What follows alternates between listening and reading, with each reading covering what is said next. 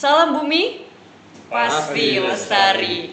Hai untuk sahabat hijau yang sudah bergabung dan ngeklik video ini, artinya kita berjumpa lagi di Bilik Hijau. Bincang lingkungan hidup Jawa Timur pastinya diinisiasi oleh DLH Jawa Timur untuk kita tahu perkembangan lingkungan hidup di area Jawa Timur ini seperti apa. Dan pastinya saya tidak duduk sendiri karena hari ini kita ada tema yang tak kalah menarik daripada episode-episode sebelumnya. Kita akan membahas mengenai efektivitas pengawasan usaha, industri, dan kegiatan di dalam pengendalian pencemaran lingkungan hidup di Jawa Timur. Dan sudah duduk bersama saya, di kanan saya ada Pak Ainul. Selamat pagi. Selamat pagi. Semangat pagi gitu. Semangat pagi. Nah, biar masih semangat ya. Pak Ainul ini merupakan Kepala Bidang Pengawasan dan Penegakan Hukum DLH Jatim. Jadi beliau ini kasarannya polisinya lingkungan hidup ya kayaknya ya. Di sini ya Pak ya. Nah, mungkin untuk membuka sesi kali ini boleh Pak Ainul diberikan gambaran terkait mungkin kondisi pengawasan sekarang di Jawa Timur seperti apa, dan mungkin jika ada pengaduan-pengaduan yang banyak diterima sebagai Kepala Bidang. Sini silakan. Baik, terima kasih. Assalamualaikum warahmatullahi wabarakatuh. Waalaikumsalam warahmatullahi wabarakatuh. Yang saya hormati Bapak-bapak dari Komisi D DPRD Provinsi Jawa Timur.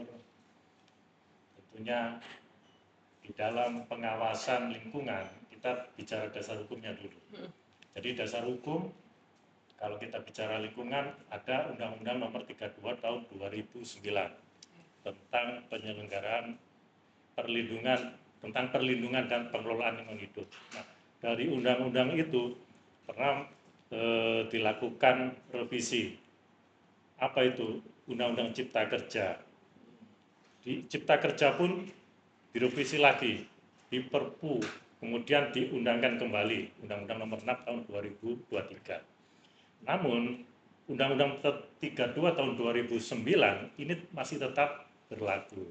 Memang ada pasal yang dikurangi atau dicoret dan ada pasal yang ditambahi. Nah, turunan daripada Undang-Undang Cipta Kerja sendiri itu ada PP nomor 22 tahun 2021 tentang penyelenggaraan perlindungan dan pengelolaan lingkungan hidup. Kemudian ada turunannya lagi di bawahnya, yaitu Permen LH nomor 14 tahun 2024. Disitulah ngatur bagaimana itu pengawasan secara spesifik, termasuk ada sanksi administrasi. Nah, yang tak kalah pentingnya perlu kami sampaikan juga bahwa ada PP nomor 05 tahun 2021, itu penyelenggaraan perizinan berbasis resiko, menapis kewenangan mana itu pusat, provinsi, dan juga kabupaten. Namun di tengah perjalanan PP ini juga mengalami perubahan baru-baru ini menjadi PP nomor 28 tahun 2025, jadi masih baru. Di PP ini akhirnya terbitlah Permen nomor 22 tahun 2025. Ini mengatur kewenangan juga. Jadi industri ini memang ada yang agak bingung. Saya dulu di provinsi, kemudian tiba-tiba ke pusat, tiba-tiba ke provinsi lagi. Contoh yang paling serius PMA. PMA yang PP 05 itu semua ditarik ke pusat pengawasannya, termasuk pemberian sanksi. Nah, di PP yang baru itu yang PMA kembali lagi Bapak ke provinsi. Nah, yang di pusat apa yang tangani? Ada industri khusus seperti kawasan, KEK itu di pusat. Jadi itu semangatnya seperti itu. Iya, berarti kewenangannya masih akan sudah berganti menyesuaikan kebutuhan ya pastinya ya, Pak Ainul ya. Oke, selama di pengawasan ini apa temuan yang ada di area Provinsi Jawa Timur nih mengenai pengawasan lingkungan hidup yang ada di sini? Apakah sudah sering terbit sanksi? Karena kebetulan di beberapa topik sebelumnya kita membahas mengenai ini dan memang regulasi selalu sudah ada, kebijakan sudah diupayakan, penganggaran juga pasti ada mengenai kebijakan tersebut, tapi pada lapangannya secara pengawasan ini sudah semaksimal apa? Khususnya di Jawa Timur. Baik, terima kasih. Jadi pengawasan ini memang harus dilakukan karena apa? Itu perintah di undang-undang, di PP. Nah, pengawasan sendiri kita lakukan terhadap kewenangan. Jadi kalau provinsi itu terhadap perizinan berusaha dan persetujuan lingkungan yang dikeluarkan oleh provinsi atau gubernur. Itu yang kita awasi. Kita tidak bisa ngawasi yang dikeluarkan kabupaten ataupun kementerian, kecuali ada penugasan khusus atau permintaan bantuan. Jadi kita ngawasi yang ada di provinsi. Nah, pengawasan sendiri kita lakukan, ada SOP-nya, ada kriterianya. Apa saja itu ada 6. Terhadap perizinannya sendiri, atau kalau secara kasarnya dokumen lingkungannya. Kemudian yang kedua, terkait pengendalian pencemaran air limbahnya. Adakah prakteknya, sudah pernahkah dilakukan uji setiap bulan? Nah, itu yang kedua. Yang ketiga, terhadap pengendalian pencemaran udara. Kalau industri itu memiliki atau menghasilkan emisi, nah dia wajib punya alat pengendali. Dia wajib melakukan uji setiap 6 bulan. Nah, selanjutnya yang keempat, pengelolaan B3. Jadi bahan untuk dia lakukan proses produksi. Itu juga harus ditata, tidak boleh dicampur dengan limbah B3. Jadi bahannya harus disendirikan, karena bahan ini kan bahan berbahaya. Harus disimpan di tempat yang aman dan tidak tercampur dengan produk misalnya. Nah, yang kelima itu pengelolaan limbah B3-nya. Jadi kita bicara limbahnya. Nah, ini memang sangat spesifik sekali. Karena apa? Limbah yang dihasilkan itu macam-macam dari beberapa industri itu. Nah, semakin dia banyak limbah B3-nya, tempatnya juga harus semakin besar, luas.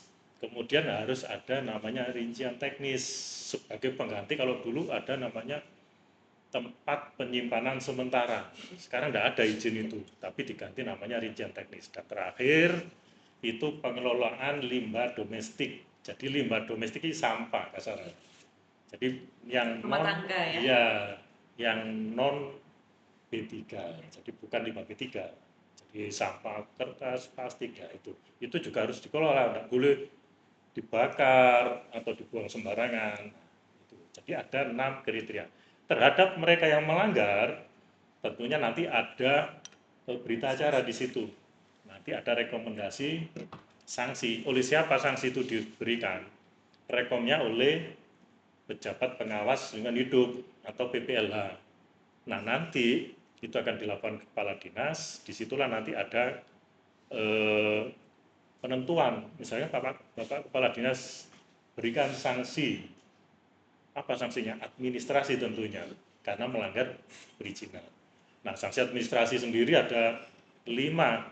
Ada teguran tertulis, paksaan pemerintah, denda administrasi, pembekuan izin, dan pencabutan. Nah, yang 2 ini kewenangannya ada di DPMP TSP. Kita hanya merekom, kita tidak bisa mencabut atau membekukan, hanya membuat rekomendasi. Itu. Langkahnya memang sebenarnya banyak ya, tapi banyak. Ini juga sebagai langkah berlanjutan dari regulasi yang sudah dibuat, yang sudah disusun sedemikian rupa. Berikutnya saya izin akan menyapa Dewan yang sudah hadir di sesi kali ini. Mungkin yang pertama saya akan menyapa Bapak Satip. Mana? Ada. Pak Satip. Siap. Mungkin tadi sudah diberikan gambaran untuk step by step-nya gitu, tapi mungkin dari DPR kan juga pasti punya andil ya, ada tangan yang diberikan juga untuk ikut mengawasi secara tidak langsung. Yeah. Nah, dari DPRD Jatim sendiri untuk menilai efektivitas pengawasan lingkungan hidup di wilayah Jawa Timur ini seperti apa? Yeah. Dalam 5 tahun terakhir mungkin boleh. Okay. Memang sesuai fungsi kita, salah satunya memang di fungsi controlling, pengawasan. Kebetulan juga LH ini kan juga mitra kerja dari komisi kita ya, komisi D. Jadi kita sering rapat kerja dengan dinas LH, baik itu kantor maupun kita kunjungan kerja ke lapangan. Bahkan kalau dengan LH malah kita yang sering itu dulu kaitannya meninjau kaitannya dengan perusahaan pengelolaan limbah B3-nya yang ada di Dawar Blandong yang dikerjakan oleh anak perusahaan BUMD ya, Pak Inul ya. Nah, Dari situ memang sebenarnya masih banyak PR yang harus kita selesaikan bersama. Karena kalau kita melihat jumlah perusahaan yang ada di Jawa Timur, ini kan ribuan. Kalau tidak salah di atas 5.000 ya Pak Inul ya. Nah, anggap sudah sekitar itu. Nah, terus sekarang pertanyaannya, untuk staf atau bagian yang ada di pengawas itu berapa orang? Nah, terus kemudian kita ukur secara matematik, mampu tidak dengan segelintir orang mengurus banyak itu. Nah, ini salah satu yang menjadi permasalahan kita selama ini yang juga sudah tertuntaskan, karena namanya perusahaan itu bagaimanapun juga, manajemennya itu dari manusia, ada unsur lupa dan unsur dilupakan, melupakan. Nah, ini persoalannya di situ. Nah, ketika terjadi kondisi-kondisi seperti itu, akhirnya juga tidak mudah kita deteksi. Baru ketika sudah ada permasalahan di lapangan menyangkut masyarakat, baru kita tahu, banyak seperti itu. Pernah suatu saat kita turun ke salah satu perusahaan BUMN yang ada di wilayah Mojokerto, saya tidak menyebutkan perusahaannya, merek. Di situ ada pengaduan dari masyarakat katanya limbah B3, informasinya itu sebelum masih ada di kolam-kolam, habis itu langsung dibuang, akhirnya kita melihat sana betul enggak. Nah, salah satu ukuran yang kami ketahui dalam rangka untuk melihat air itu sudah netral atau belum dari limbah B3, di kolam terakhir itu biasanya kan dikasih ikan. Nah, ternyata di situ ketika kita tanya, tidak ada ikannya. Kita lihat sana, tidak ada ikannya. Kita tanya, kenapa masih belum? Nah, kalau masih belum, ini kan jawaban yang bias. Satu sisi tidak ada ikannya, katanya belum, sisi lain airnya langsung dibuang ke Sungai Berantas. Nah, ini yang jadi permasalahan gitu loh. Nah, habis itu kita perlu sama LH juga. Nah, dari kondisi-kondisi inilah sebenarnya ini satu contoh yang memang harus betul-betul kita perhatikan bersama. Karena bagaimana juga kita juga tidak bisa menyalahkan semata-mata LH karena keterbatasan tenaga juga kan gitu. Nah, sekarang bagaimana caranya? Di sini sudah regulasi sudah lengkap, tapi ternyata unsur manusianya seperti ini. Ini masih dalam satu sisi seperti itu. Belum lagi kaitannya dengan pengelolaan sampah organik, sampah organiknya seperti apa. Jangan sampai, sebenarnya gini, jangan sampai namanya perusahaan tadi itu, ketika katanya sampah, ini mereka tidak bertanggung jawab. Karena di perusahaan di situ ada salah satu tanggung jawab terhadap pasca produksi. Lah, pasca produksi seperti apa penanganannya? Ini saya sangat berharap sekali Dinas LH betul-betul bisa memonitor itu, agar semua perusahaan juga mempunyai tanggung jawab yang besar terhadap pengelolaan sampahnya dan limbah juga gitu. Limbah kan juga bagian dari sampah. Nah, ini harus terkelola, jangan sampai dia memproduksi kemudian tidak tanggung jawab pasca produksi tidak ada. Ini jangan sampai gitu loh. Nah, dari sini perlu ada satu pengawasan secara kontinu dari kita semua agar mereka bisa sedikit banyak biasa sadar terhadap permasalahan yang ada di lingkungan perusahaan. Seperti itu. Oke, baik. Memang kalau kebijakan memang sudah diadakan, berikutnya PR-nya pengawasan pelaksanaannya. Betul. Ya, yang memang masih jadi concern sampai saat ini. Apalagi tadi masalah kendala utamanya adalah SDM-nya, Pak ya, yang jadi PR. Baik, berikutnya saya bergeser ke Pak Abrori. Semangat pagi, Pak. Semangat pagi. Luar biasa? Biasa di luar. Biasa di luar. Oke, Pak Abrori mungkin boleh dibantu juga. Kalau dari DPRD Jatim, key performance DPRD Jatim dalam memastikan pengendalian pencemaran berjalan optimal ini seperti apa? Saya kira DPRD Jatim harus bergandengan tangan dengan pihak terkait ketika datang ke lokasi. Data sementara menunjukkan bahwa dari 70 perusahaan yang ada di Jatim, 5 diantaranya saat ini sedang dilakukan pemeriksaan karena diduga mengalirkan limbah ke sungai, terutama ke Sungai Berantas. Yang kedua, ada mentalitas yang harus diubah. 4 hari yang lalu, Menteri Pertahanan, Syafri Samsudin, datang ke Mulawari. Tiba-tiba menemukan lapangan terbang ilegal. Nah, saya menduga pabrik itu kan tidak sebesar lapangan terbang. Untuk tumbuh ilegal itu berpotensi. Nah, di posisi itulah saya kira pengawasan itu harus dilakukan, terutama dari para pihak terkait, dalam hal ini DPRD juga, kemudian instansi terkait juga. Karena ada beberapa kasus yang pernah dijumpai misalkan tiba-tiba ada gelembung di sungai, walaupun secara teknis kami tidak memiliki kewenangan di situ, tetapi ketika ada gelembung, ada ikan mati, maka pertanyaannya what's wrong gitu ya. Iya. Ada apa? Lalu yang berikutnya lagi, eh, dinas sekali lagi memiliki kewenangan untuk meluluskan atau tidak meloloskan ketika ada permohonan untuk mendirikan perusahaan baru misalkan. Untuk perizinan ya, Yes, berarti ya. terutama dari sisi AMDAL-nya. Nah, yang keempat, ada kadang oknum-oknum tertentu itu ketika ditinjau sehat ini, begitu yang mengawasi itu pulang tidak sehat lagi gitu ya. Nah, maka oleh karena itu perlu menurut saya kesadaran para pihak, karena urusan limbah ini tidak mungkin kita limpahkan ke pemerintah, terutama DLH atau bahkan DPRD sendiri. Pemeriksaan bisa dilakukan dan melibatkan siapa saja, termasuk aktivis lingkungan menurut saya sebagai stakeholder, supaya dalam konteks kesehatan dan menyehatkan itu bisa terrealisasi dengan baik. Sebab hari ini tidak semuanya sehat-sehat saja gitu ya. Fiskal juga tidak sehat dan yang lain-lain juga nggak sehat. Tadi juga di diskusi sebelumnya kita sudah melihat bahwa udara juga nggak sehat.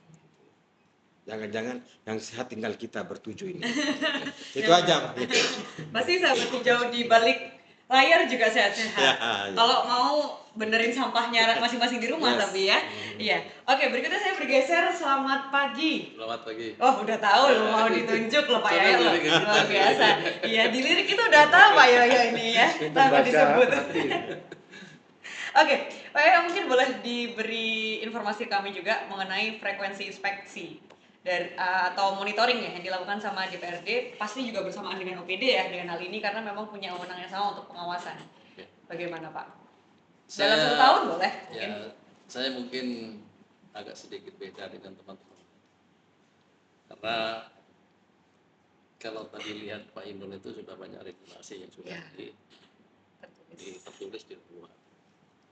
Kemudian Pak Inul ini kan sebenarnya pengawasan intern. Jadi pengawasannya itu intern, dia mengawasi dari regulasi yang sudah diciptakan, menjalankan apa tidak.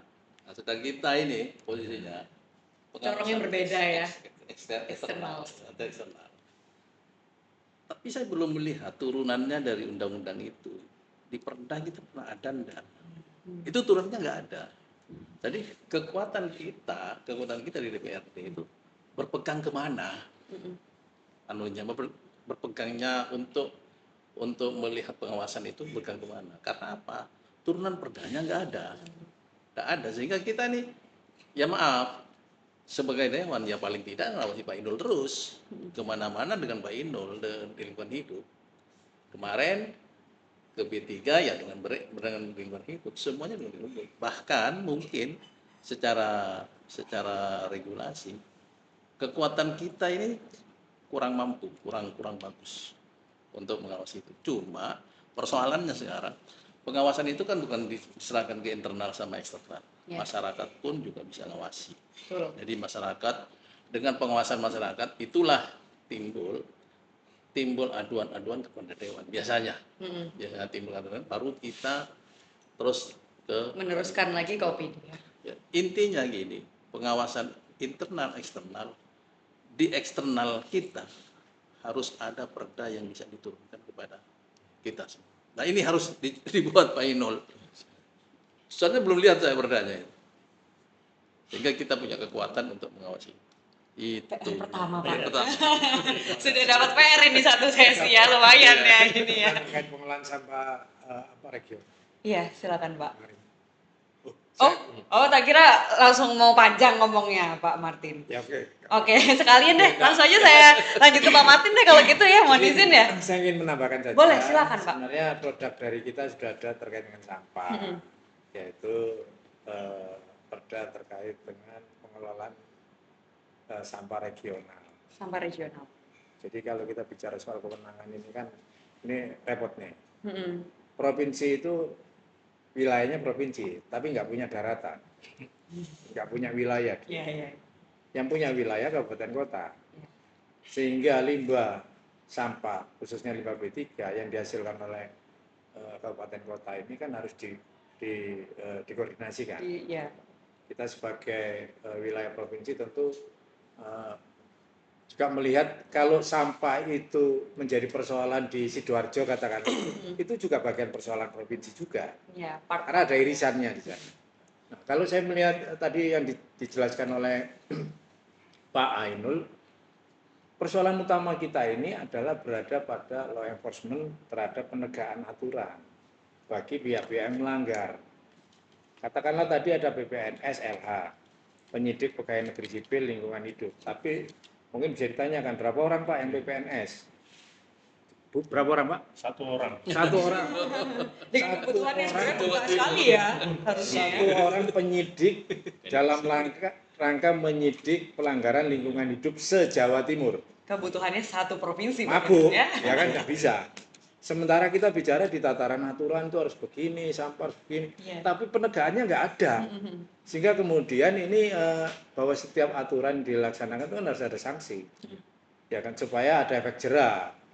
Nah, oleh sebab itu pesan saya pada Dinas Lingkungan Hidup, bolehlah merekrut PPNS baru, sehingga kemudian ketika ada pelanggaran di bawah langsung turun PPNS-nya menyidik. Ketika ada unsur pelanggaran pidananya, naikkan dia. Ya kan? Jika ada dendanya, sampai putusan pengadilan. Denda berapa? Pengalaman saya, sering kasus kalau di bidang lingkungan itu nggak hampir selesai. Nggak selesai. Rame di tataran masyarakat yang merasa terganggu dan lain sebagainya. Ramenya itu cuma selesai ramenya aja, ya betul. Termakan waktu ya Pak ya. Ramenya seminggu, ya paling lama 2 minggu. Terus tidak ada perbaikan dalam rangka law enforcement tadi. Ya kita ambillah contoh misalkan kasus lumpur Lapindo. Hari ini nggak tuntas. Sampai berapa tahun? Ya kan? Itu sudah sampai ke pengadilan juga. Iya. Tapi kan kemudian outputnya tidak ada hal yang menurut saya signifikan merubah perbaikan lingkungan hidup. Jadi kelemahan kita ini hebat dibuat aturan, hebat pembuatan bagaimana lingkungan hidup menjadi baik, tapi kita tidak punya kemampuan law enforcement-nya. Karena harus ada daya paksa untuk mengengineering orang terkait dengan karakter, terkait dengan tata cara, itu kan harus ada perangkat hukumnya. Nggak ada itu, ini hanya menjadi himbauan-himbauan saja pada lain sebagainya. Jadi itu tadi, menurut saya dalam rangkaian kita podcast ini, saya melihatnya ini yang perlu diurai, penegakan aturan ini. Jangankan PPNS, Satpol PP kita yang provinsi juga banyak berapa orang. Karena Satpol PP itu kan berfungsi sebagai tenaga keamanannya. Bagaimana kita menyidik PPNS, nggak ada Satpol PP. Berani tak PPNS memeriksa orang? Kalau tidak ada unsur kepolisian dan Satpol PP-nya. Nah, jadi memang ini harus titik itu yang harus diurai supaya ke depan orang punya efek jera untuk membuang limbah sembarangan itu langsung takut, ada hukum, ya kan? Ada aturan, sehingga kemudian ini bisa semua program yang disampaikan oleh lingkungan hidup bisa berjalan sampai titik akhir. Saya rasa itu. Nah, fungsi kita sebagai anggota DPRD provinsi, nggak kurang, Mbak. Pertama yang jelas pengaduan. Kalau sudah masyarakat pengaduan, ini pokoknya dewan yang salah, gitu loh. Harusnya aspirasinya itu lewat dewan ini. Harus tanggung jawabnya dewan ini. Saya cuma ngomong, dewan itu kan hanya bertugas mewakili. Iya. Sampai mau punya rumah, kita wakilkan. Bercanda saja. Jadi menurut saya, ya itu tadi. Kita menjadi pintu kanal pengaduan-pengaduan yang pertama. Yang kedua, pangkat kita bisa lah manggil Pak Ainul. Kita panggil bisa lah. Karena kita sebagai kontrol. Kemudian para pihak stakeholder kita undang apa persoalannya. Tapi mentok di situ, ya kan? Nextnya masih belum. Sehingga eksekusi terhadap hasil rapat ini ya dikembalikan lagi kepada Dinas Lingkungan Hidup. Ini satu mata rantai yang panjang. Saya kira itu ya. Oke, itu. siap.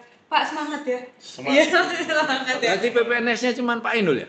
Bukan Satu ada, orang? Kalau struktural nggak boleh jabat. Oh, Sebenarnya satu saya orang? PPNS. Oh, satu tapi orang toh? Iya. Satu orang. Nah, mungkin tadi sudah di-mention sama Pak Satip juga ya, SDM ya memang ya yang Ya yang lebih kelihatan spesifiknya banget nih PPNS, harusnya. lebih PPNS ya. dalam rangka penegakan aturan. Oke, jadi notes yang besar untuk kita semua hari ini. Berikutnya saya izin bergeser. Selamat pagi Pak Siadi. Selamat pagi. Pagi, luar biasa. Pak Siadi tadi juga sudah sempat di-mention beberapa kali kalau dari kewenangan DPRD pasti fokusnya ke pengaduan sejauh ini ya. Pengaduan apa nih Pak di Provinsi Jawa Timur yang mungkin ini kayaknya jadi perhatian yang lebih daripada pengaduan yang lain, khususnya mengenai pencemaran lingkungan? Terima kasih, Mbak. Kita ini butuh investasi, tapi jangan dikorbankan lingkungan karena itu. Pesan yang kami tangkap hari ini, setiap kali ada perjuangan dari kelompok yang memang pemerhati lingkungan, kelompok-kelompok yang merasa lingkungan ini tercemar, itu selalu ada kalimat dari pejabat kita bahwa hari ini pengangguran masih tinggi. Kita butuh melindungi investor yang datang. Kalau pola pikirnya masih seperti itu, sama saja pada saat dahulu waktu era-era ya 10-15 tahun yang lalu ada kalimat yang populer di pemerintah ini bahwa jualannya ke luar negeri itu upah buruh di Indonesia itu murah. Sehingga pada saat itu ILO pernah melakukan protes keras kepada Kementerian Ketenagakerjaan. Sehingga itu akhirnya dirubah. Nah, sama hari ini Mas Ainul, jadi begitu ada perjuangan dari pemerhati lingkungan atau masyarakat yang merasa terganggu haknya, itu selalu ada kalimat kita harus melihat tenaga kerja kita ini banyak pengangguran. Sehingga kesannya ojo diganggu investasi itu. Nah, saya kadang-kala mengamati ungkapan yang seperti ini tuh prihatin, Mas Ainu. Karena apa? Kalau sudah pola pikir pejabat-pejabat kita seperti ini, ya pasti tergadaikan haknya masyarakat kita ini. Kenapa saya katakan tergadaikan? Karena pengusaha itu punya uang, pemerintah punya kebijakan. Kalau kebijakannya mampu diregani harganya, ini berbahaya.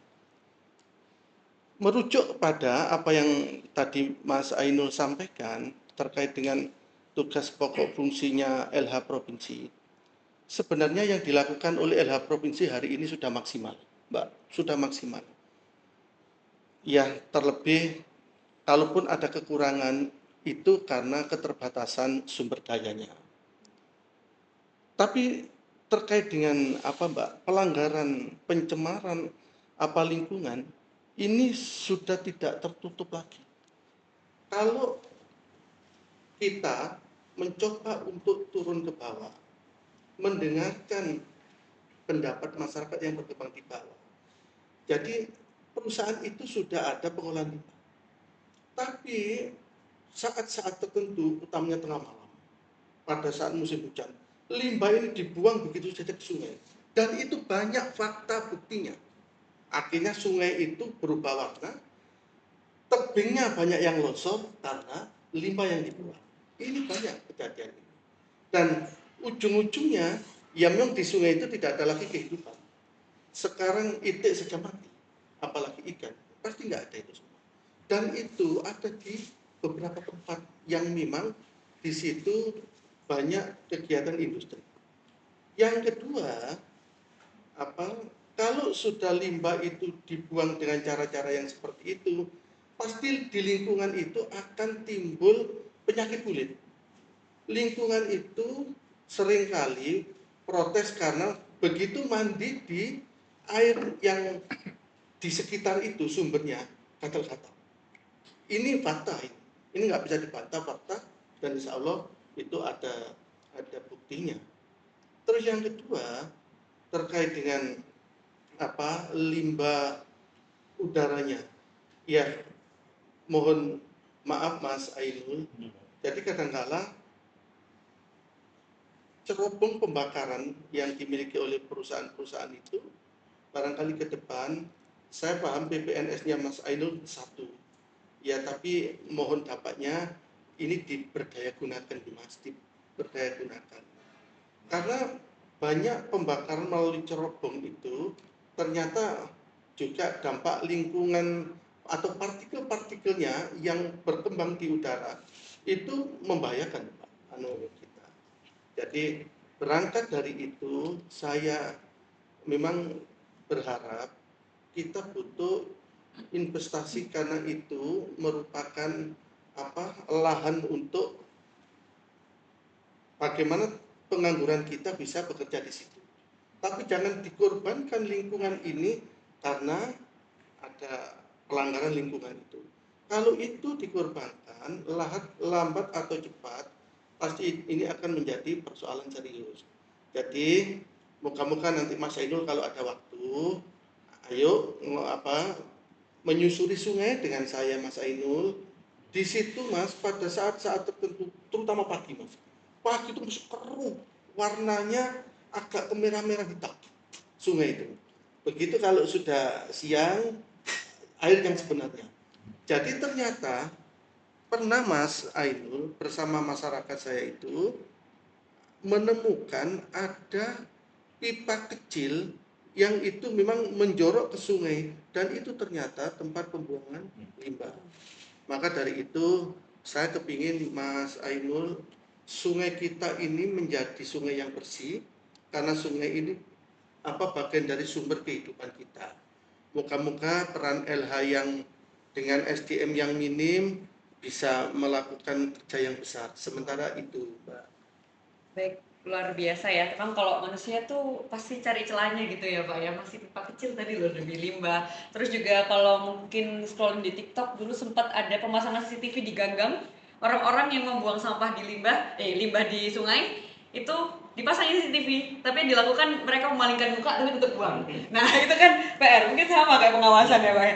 Dicari celahnya di mana-mana tetap. Berikutnya saya mau izin ini berikutnya terakhir Pak Misri. Pak Misri, mungkin boleh juga dengan kewenangan DPRD Jawa Timur sesuai dengan kewenangannya masing-masing, sekiranya apa-apa yang bisa dibantu untuk menyokong kebutuhan dari DLH dalam fokusnya pengawasan pencemaran, Pak.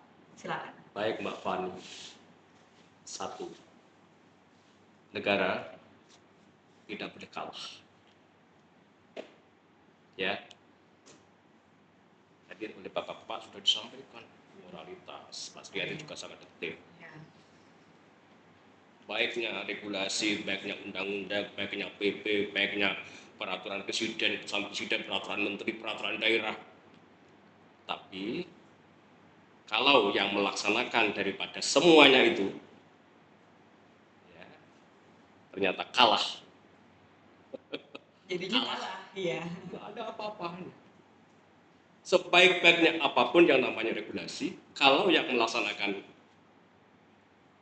ya nggak ada artinya. Nggak ada artinya. Maka yang pertama adalah satu, para penyelenggara negara, pemangku kepentingan harus betul-betul mereka hadir untuk mengayomi rakyatnya, masyarakatnya. Jangan bikin susah. Coba kalau sudah pencemaran, limbah sampai pada penyakit. Oke. Mereka diuntungkan dari sisi finansial. Tapi rakyat Jawa Timur dengan 38 kabupaten kota yang kayak begini akan terima dampak dari itu semua. Maka harus ada keberanian menghadapi mereka. Pertanyaannya, berani atau tidak? Kami support Pak Ainul Indrapura DPRD Komisi D akan mensupport itu. Bahkan kalau memang perlu ditambah penyidik pegawai negeri sipil, tambah. Ulang anggaran, kita tambah. Karena kita punya fungsi budgeting sepanjang untuk menata yang muaranya bagaimana masyarakat terlindungi. Rata-rata di kita ini Setelah terjadi, baru Bingung kelabakan. iya. Maka bagaimana kami selaku pemangku kepentingan, kita semua eksekutif legislatif ini adalah menegakkan aturan. Mulai dari start awal, start pertama, mereka mengajukan izin. Ini wah, permainan luar biasa. Mulai dari pertama masuk, ini permainan luar biasa. Dan ini yang betul-betul harus mengontrol adalah dari internal. Karena kami hanya sebatas mengontrol, mengawasi kebijakan, regulasi. Tapi teknis ada pada beliaunya, ada pada Pak ini. Maka kalau dari awal ini sudah lubang kebuka, ya tentu akan terjadi pelanggaran-pelanggaran lubang kedua, ketiga, keempat, dan seterusnya. Pada akhirnya tidak taat, tidak patuh, tidak hormat kepada regulasi, kepada aturan. Karena mulai dari awal sudah dilanggar. Maka dari itu, kami siap membackup Dinas Lingkungan Hidup. Kalau memang betul tadi belum ada regulasi karena kami baru setahun, akan kami coba bagaimana nanti apakah melalui inisiasi DPRD atau melalui inisiatif Dinas Lingkungan Hidup terkait dengan semuanya. Perda itu, perda penyidik pegawai, dan bagaimana mereka yang melaksanakan itu berani memberikan sanksi. Percuma kita bikin perda, bikin apa, tapi kalau mereka memberikan sanksi hanya sebatas peringatan. Sementara pelanggarannya sudah pelanggaran yang berat, masa masih peringatan? Cabut aja. Kalau itu ada, ya 1, 2, atau 3 yang kita kasih sanksi berat, shock terapi, pemerintah daerah yang hidup kita jalankan, kami backup, saya yakin mereka akan beribu pikir ulang untuk melakukan tengah malam buang. Menjelang subuh buang. Mereka nggak berpikir dampak pada masyarakat luas yang ada di Jawa Timur. Mereka hanya berpikir saya untung. Kan begitu. Mungkin itu Mbak Fani. Terima kasih. Oke. Siap Pak, semangat Iya. lagi ya, udah nyemangatin 3 kali ini ya. Mungkin kalau misalnya kebijakan regulasi yang sudah diberikan sama DPRD Jatim itu kan sokongan untuk preventifnya. Tapi lagi-lagi pengawasan DLH akan berperan penuh di sini. Pastinya juga tetap hands on dari stakeholder yang lainnya. Mungkin boleh juga untuk menutup Pak Ainul, silakan diberikan mungkin harapan apa sebagai dukungan untuk memaksimalkan pengawasan pencemaran di Jawa Timur ini, baik dari DPRD Jawa Timur ataupun juga dari sahabat hijau yang ada di rumah. Silakan. Baik, terima kasih. Sebelum saya menyampaikan pesan, mungkin saya akan sedikit sampaikan. Boleh, Ya. silakan. Jadi terkait SDM, terima kasih sekali. Kami memang sangat kurang, Pak. Ada yang pensiun, ada yang pindah. Ini sangat kurang. Terima kasih atas dukungannya. Mungkin nanti ke depan itu harus dibaca lagi. Pengadaan untuk personil ASN itu dari Muara sudah ditunjuk. Di situ ada jabatannya. Nah, nanti kami akan mungkin meminta dari awal untuk penambahan terkait pejabat pengawas maupun PPNS. Yang kedua, terkait perda, itu sangat betul sekali. Jadi ketika Undang-Undang 32, kita belum punya perda waktu itu untuk perlindungan dan pengelolaan lingkungan hidup. Sampai terbit Undang-Undang Cipta Kerja. Nah, ini harus segera. Kita kalah sama provinsi lain yang sudah banyak memiliki, bahkan kabupaten sudah ada yang memiliki. Nah, itu Peraturan sangat apa, Pak? mendesak sekali. Terkait dengan apa? Perda untuk perlindungan dan pengelolaan lingkungan hidup. Jadi secepatnya digagas saja itu Pak. Sudah, kemarin sudah Sudah. sudah diantrikan Pak. Bisa Dalam proses ya. Proses, Ya, ya. ya. Kemudian terkait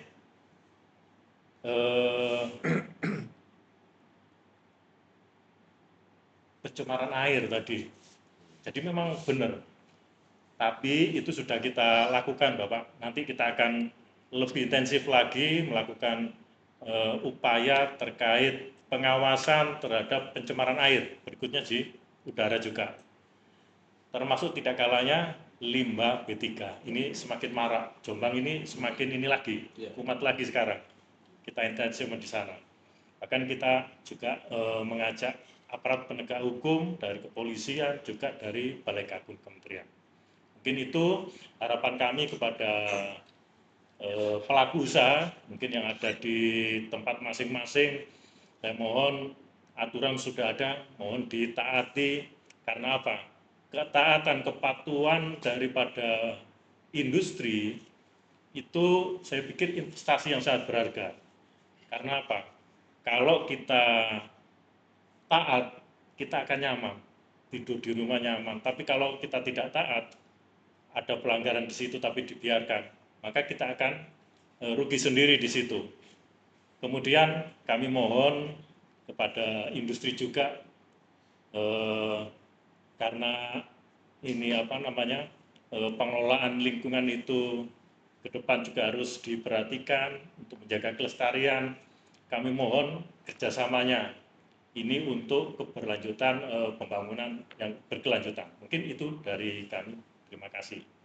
Baik, terima kasih Pak Ainul. Semakin besar bebannya, tapi semakin besar juga nanti dampaknya ke kita semua ya terkait pencemaran ini. Dan kami coba terima kasih juga untuk para dewan yang sudah berkenan hadir dan memberikan juga mungkin menyambung lidah ya dari aspirasi teman-teman di Jawa Timur. Dan pastinya sahabat hijau, kita juga akan berjumpa lagi di next episode yang tidak kalah seru dengan tema yang tidak kalah mungkin menarik juga untuk kita diskusikan. Jadi terima kasih yang sudah bergabung. Jangan lupa klik tombol subscribe dan kita akan jumpa lagi di Bincang Lingkungan Hidup Jawa Timur berikutnya. Salam bumi, pasti lestari.